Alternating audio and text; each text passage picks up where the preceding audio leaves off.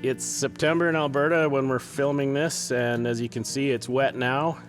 We saw a generally hot growing season with tremendous variations in moisture across the province, across counties, even across ranches and within fields. We don't know for sure where we are right now with our feed supplies as it pertains to getting our cow herd through the winter. We've started a working group at ABP to determine exactly where we are for our feed supplies and what it's going to take to get animals through the winter. We recently heard from the government that they are going to use their tax deferral program for ranchers that have to cull animals, which is welcome news, and it's came a little earlier than usual. We encouraged them to do that so that ranchers could make these tough decisions earlier rather than later and conserve what feed supplies they had. We're also lobbying through the CCA to ensure that that type of program is more certain in the future and not just an ad hoc program. I hope that the path forward on feed supplies is clear by the time we are all gathered at fall meetings. I'll be reviewing the Alberta Beef Producers Financial Statement as of March 31st, 2018. The financial statements in the annual report have been audited and found to be in order by Kingston Ross Pashnik, LLP. The Statement of Operations reflects revenue from service charges and levies of approximately $11 million. There were $3.6 million in payments of the $1 non-refundable national levy to the Canadian Beef Checkoff Agency. ABP allocated 80 cents of each dollar to Canada Beef and the remaining 20 cents to the Beef Cattle Research Council. Effective April 1st, 2018, the national levy increased to $2.50 per head, with ABP allocating 50% to Canada Beef, 44% to the Beef Cattle Research Council, and 6% to public and stakeholder engagement. Operating expenses were approximately $4.9 million. These expenses are listed in Schedule 1 of the financial statements in the annual report. ABP issued 849 service charge refunds for approximately $2.5 million in the last two refund periods of 2017. This represented roughly 35% of the service charge revenue collected.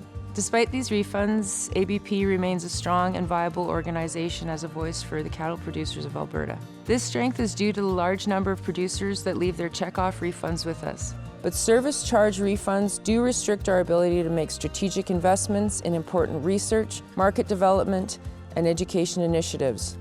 The ABP operations budget for the 2018-2019 year is in the annual report. The ABP has allocated $5.3 million for operations based on retained service charge revenue from 2017 and allocations from unrestricted net assets to maintain research and market development programs. The budget has been allocated as follows. 35% of the funds are allocated to national policy and trade advocacy programs. The cattle industry is reliant on trade and market access remains essential to our success. Through the Canadian Cattlemen's Association and our own work, ABP is involved in national policy and trade advocacy efforts with federal and provincial governments, as well as in the U.S. and international markets. 12% is allocated to organizational expenses. This area reflects the cost of having a democratic and representative organization in which all producers can participate. ABP business is conducted under the direction of the Board of Directors, supported by councils, committees, and working groups. These expenses include the cost of having elected delegates, a Board of Directors, an annual report, and annual and semi-annual general meetings. 38% is allocated to operational expenses. This area reflects expenses related to ABP's mandate in the priority areas of government relations, policy, communications, marketing and education, production, research, stewardship, and animal health and welfare. The large investment of funds in these areas reflects their importance to the competitiveness of our industry and the prosperity of producers. The remaining 15% is allocated to administrative expenses. This area reflects the office and administrative expenses incurred to provide the infrastructure needed to support the business conducted by ABP. At the time of filming, uncertainty remained around the NAFTA negotiations. There has been significant turbulence surrounding these negotiations. Canada-US talks resumed in September, following the announcement of a preliminary deal between Mexico and the US. Talks have covered a full range of issues, including agriculture, and there's a general sense the process is being constructive. CCA is cautiously optimistic that an agreement will be struck between Canada and the US and Mexico, a trilateral deal. Certainly they are working very hard to reach deadlines that are aiming towards the end of September.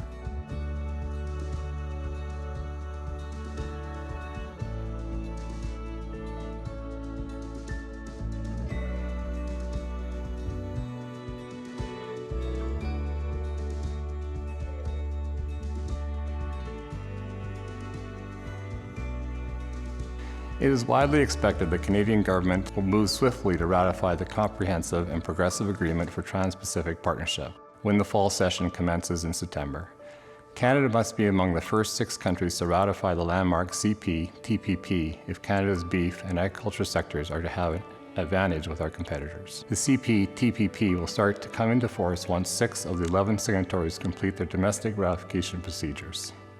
Trade tensions between the US and China continue to escalate. The US is considering escalations of tariffs of $267 billion US.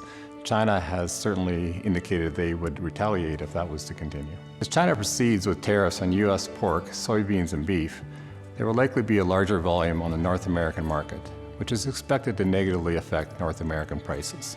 Canadian chilled beef recently received approval to ship directly to China on a pilot basis. The goal is to turn this into permanent access and seek approval of additional Chinese facilities. Other priorities include obtaining access for offals and negotiating a free trade agreement to eliminate the current 12% duty on Canadian beef. In June, CCA participated in a red meat trade mission to Europe to build collaboration for two-way trade of meat products between Canada and the EU under the Comprehensive and Economic Trade Agreement, or CETA. Canadian producers are encouraged to enroll their herds in the CFI program, certifying beef produced without growth-enhancing products to be eligible for export to the EU market.